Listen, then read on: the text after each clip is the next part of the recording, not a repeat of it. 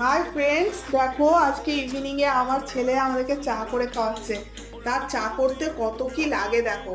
এই দেখো ওর হচ্ছে চা পাতা, এই দেখো এখনো বাছাবাছি করছে। কি দিচ্ছিস বাবাই?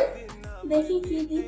দেখি কি দিই মানে গরম মশলার সম্বার নিয়ে বসেছে, দেখছো? এলাচ, লবঙ্গ, আদা সব কিছু দিয়ে। দেখে চায়ের কালারটা একবার তোমাদেরকে দেখিয়ে দিই, দেখো। ও, এখনো হয়নি। দারুণ চা করছে।